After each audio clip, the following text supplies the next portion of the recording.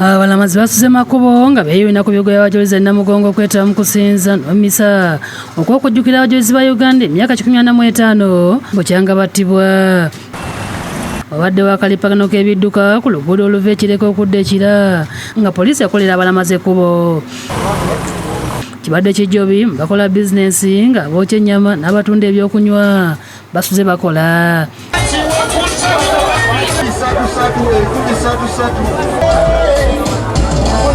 Abala basuze mu ngatto olw'endongo ebadde esindogoma. Ate abandi balabiddwako nga bali ku byesuba mu kiro ekyo nga bali eswaga ng'enjoga ennaku zino bwegamba. Abadigizi abamu babadde bazannya zzaala ng'ate ku miryango egiyingira abasirikale basuze bakola gwa kuwaza balamazi abadde bayingira ku biggwa. Munda abalamazi babadde bakwatiridde.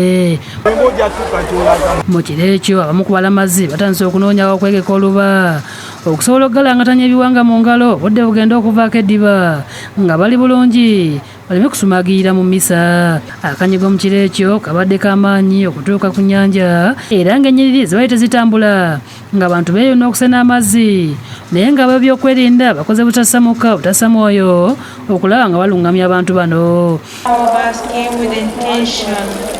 Okusena amazzi ku nnyanja kubadde kwa kaweerege engadya lya bukadde era abasobodde ogafuna balabiddwako nga bebasena obudomola bwabwe. Ku goloto z'abajulizi abalamazi babaddewo mu bungi era basuze beegayirira. Ku ssaawa 9:30 ez'ekiro abalamazi beetee mu mmisa eyeesembyeyo ng'ekulembeddwa mu Reverend Father John Baptist Nsubuga okuva mu Holy Cross Family Ministries nga yambibwako abalamazi okuva e South Sudan.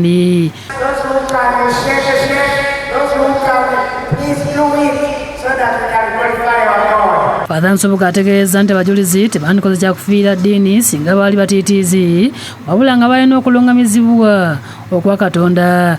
So God gave us these Uganda matters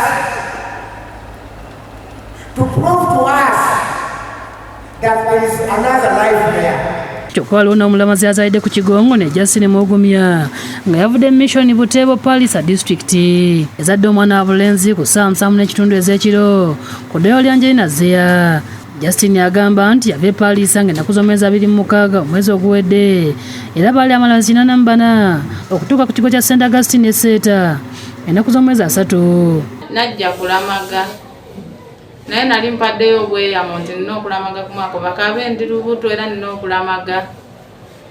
Mukama nampanirira era nentambula olugendo lwange bulungi. Agamba olubuto lwayongera okumuluma kyokka ne yeeyongerayo e Namugongo ne balamazi banne era baatuuka ennaku z'omwezi 3 mu lumu. Nagenda okulaba nga nemereddwa abasirikale ne bankwatako ne banzitusa mangu ssaawa 12 ssaawa 1:30 nenzaala. Agamba nti ono ye mwana we ow'omusanvu era nga yasazeewo amutuume Kizito Raphael kubanga Kizito ye mujulizi yali asembayo obuto ate Raphael erinnya lya Ssaabasumba akulembedde emmisa e Namugongo.